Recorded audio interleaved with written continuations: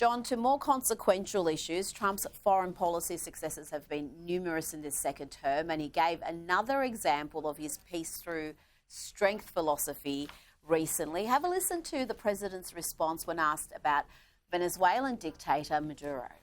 It has been reported that Maduro offered everything in his country, all the natural resources. He even recorded a message to you in English recently offering mediation. What should we do in order to stop that? He has offered everything. He's offered everything. You're right. You know why? Because he doesn't want to around with the United States. Thank you, everybody. John, the Trump administration says it's in a war with narco-terrorist groups from Venezuela, and there's little doubt they want to see regime change in that country. They want to see the dictator toppled. Yeah, the administration clearly wants regime change. They've been blowing narco boats out of the water. They've got special forces carrying out exercises now very near to Venezuela.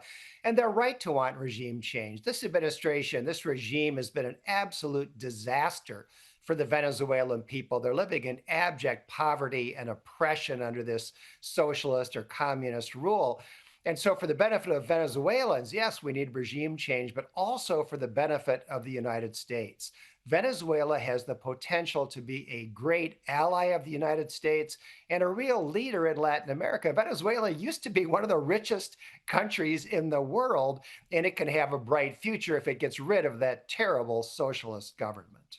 John, we've had a real insight into the negotiations that led to the historic peace deal. Let's hear from Trump's special envoy to the Middle East, Steve Witkoff, along with Jared Kushner.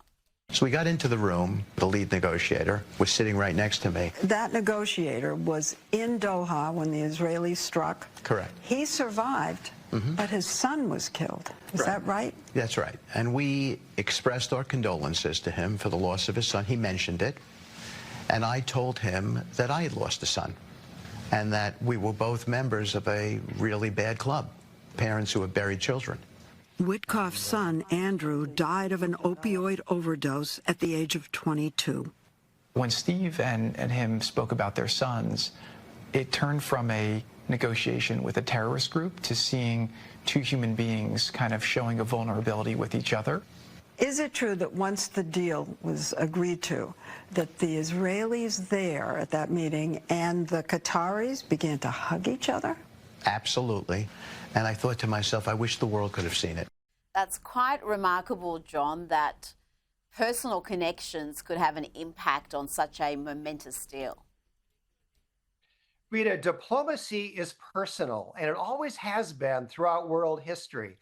Of course, objective factors matter, force matters, but negotiation is a human process, and it can be an emotional process. And I think Donald Trump really understands that. I think Marco Rubio understands it. And I think Steve Witkoff clearly understands that as well. What do you make of this peace deal? It is certainly the most significant of the 8 Donald Trump has signed or been a part of in his second term, but the pressure on this to be an enduring peace deal is enormous. Can you see this lasting? Can you see the involvement of the Arab world ensuring that this has the best chance to succeed? Rita, I really don't know. Now that their living hostages have been retrieved, I don't know how much appetite Israel has to go back in there and resume fighting with Hamas. And as far as the other Middle Eastern countries, the other Islamic countries are concerned, I just don't know who in that group has the wherewithal to go into Gaza, go into those tunnels and do battle with terrorists who look like civilians. I think it's very hard to see what the future holds. For now, the Hamas is basically just continuing to oppress people in Gaza. And as long as it stays that way, I'd be surprised if the Israelis do very much about it. Now, this next story made headlines across the country when a former Doge staffer, Edward Corstein, who was known as Big Balls, he was brutally bashed in DC. His attackers now, John, have dodged jail thanks to Associate Judge Kendra Briggs of the Superior Court of the District of Columbia. This was a Biden-appointed judge, spared the 15-year-old's jail last week, and this has outraged so many on the right, including President Donald Trump and Elon Musk, who posted, "This was a racist verdict by a racist judge. The simple test to apply is if the races had been reversed, the white kids would be in prison, equal justice for all." What do you think about this case, John? Did race play a part in the decision? Well, it may have, Rita. There's an ideology on the left that America is a racist country, that our criminal justice system is racist, and therefore you have to balance that out by going easy on Black defendants. Now, those premises are not true at all, but it's something that we see again and again and again in these criminal cases. And criminals get put back out on the streets. The reality is that there are a lot of judges who seem to have more sympathy for the criminal defendants than they do for the victims, in particular when those criminal defendants are Black. Now, before you go, I've got to ask you about former Biden White House Press Secretary Queen Jean-Pierre. She has now unleashed on the Democratic Party in her new memoir.